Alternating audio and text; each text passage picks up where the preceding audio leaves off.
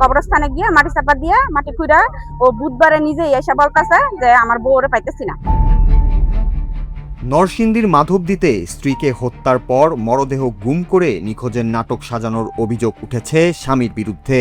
স্ত্রী হোসনে আরা বেগমকে হত্যার পর স্বামী শরীফ মিয়া নিজেই থানায় গিয়ে নিখোঁজের অভিযোগ দায়ের করতে চেয়েছিলেন, তবে তার কথাবার্তায় পুলিশের সন্দেহ হয় শুরু হয় জিজ্ঞাসাবাদ।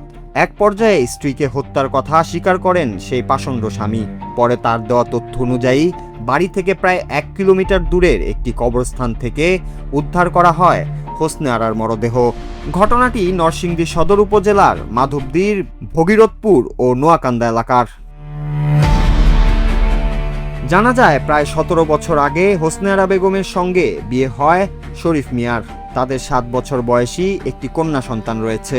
স্বজন ও এলাকাবাসীদের দাবি, শরীফ কোনো নিয়মিত কাজ করতেন না। সংসারের খরচ চালাতে হোসনে আরা বাসাবাড়িতে কাজ করার পাশাপাশি ভিক্ষা করেও আয় করতেন। এ নিয়ে দাম্পত্য জীবনে প্রায়ই কলহ ও নির্যাতনের ঘটনা ঘটত বলেও অভিযোগ তাদের। গত 17 আগস্ট রাতে পারিবারিক বিরোধের এক পর্যায়ে শরীফ স্ত্রীর মাথায় আঘাত করেন বলে জানিয়েছে পুলিশ। এতে অচেতন হয়ে পড়েন হোসনে আরা। এরপর তাকে হাসপাতালে না নিয়ে ঘরের ভেতর লুকিয়ে রাখেন শরীফ। পরে নিজেই কাফনের কাপড় কিনে মরদেহ গোসল করান এবং রাতের আধারে কবরস্থান খুঁড়ে সেখানে মরদেহ মাটি চাপা দেন বলে পুলিশের ভাষ্য।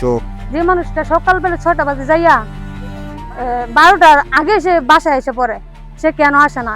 কিছু কিছু মানুষ তার পরামর্শ দিল যে ফেসবুকে ছাড়া লেগে ছবি দিত। এখন কয় যদি ফেসবুকে ছাড়ি তাহলে কি তারা পামু? সে এলাকার মানুষের মনের মধ্যে এটি সন্দেহ ঢুকে দিছে, ফেসবুকে ছাড়লে পামু না কেন? মাইসের না কাম করতেছে না, বাচ্চারা লইয়া ভিক্ষা করে আঙ্গদের সঙ্গে ভিক্ষা করে এনে তো হেরে খাওয়াইছে।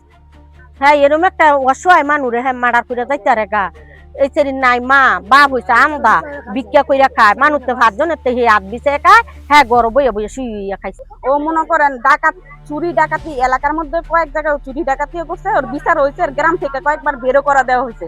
তারপরে বউর কাছে হাতে পায়ে দৌড়ে আসছে, মায়া যেহেতু বউ জাগাচ্ছি স্বামী যেহেতু। প্রশাসনের কাছে আমাদের একটাই দাবি যে ওরা অনেক গরিব, ওরা অনেক অসহায়, ওদের কেউ নাই, এই বিচারটা যেন সঠিকভাবে হয়। তারা আবার এক কবিরাজের কাছে গেছে, তারা বলে ওইখানে যাইয়া বলতেছে বোনকে পাওয়া যাইতেছে না। ওরা বললো যে আপনার বোনকে মেরে এক গুরুস্থানে ফেলে দেওয়া হয়েছে। এরপর সবাইকে তিনি জানান স্ত্রী রাগ করে বাড়ি ছেড়ে চলে গেছেন। এমনকি শ্বশুরবাড়ির লোকজনের সঙ্গে নিজেও হোসনে আরার খোঁজ করতে থাকেন। এক পর্যায়ে বুধবার শ্বশুরকে সঙ্গে নিয়ে মাধবদী থানায় নিখোঁজের জিডি করতে চাইলে পুলিশের সন্দেহ হয়। পরে তাকে আটক করে জিজ্ঞাসাবাদ করা হলে বেরিয়ে আসে হত্যার ঘটনা। বৃহস্পতিবার বিকেলে নরসিংদী সদর উপজেলা সহকারী কমিশনার মেফতাহুল হাসানের উপস্থিতিতে কবর থেকে মরদেহটি উত্তোলন করে ময়নাতদন্তের জন্য সদর হাসপাতালের মর্গে পাঠানো হয়। স্বজনদের অভিযোগ, দীর্ঘদিন নির্যাতনের পর শেষ পর্যন্ত প্রাণটাই কেড়ে নেওয়া হলো। তারা ঘটনার সুষ্ঠু তদন্ত ও দৃষ্টান্তমূলক শাস্তির দাবি জানিয়েছেন। তবে পুলিশের কাছে দেওয়া বক্তব্যে শরীফ দাবি করেছেন স্ত্রীকে থাপ্পড় দেওয়ার পর দুর্ঘটনাবশত তিনি অচেতন হয়ে মারা যান এবং ভয়ে তিনি মরদেহ লুকিয়ে রাখেন।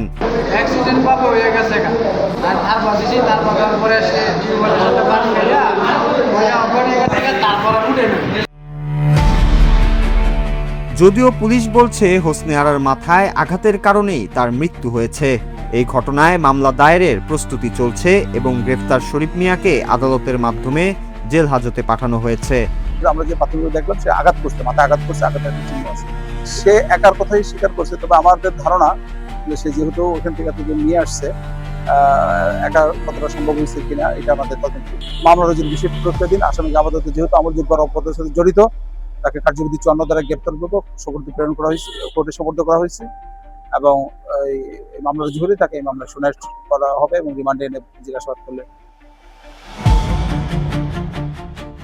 এখন ময়নাতদন্তের প্রতিবেদন ও পুলিশের তদন্তেই নিশ্চিত হবে ঠিক কিভাবে মৃত্যু হয়েছিল এবং হত্যার পেছনে আরো কোনো কারণ ছিল কিনা। Nur Raju, Bangla TV, news desk.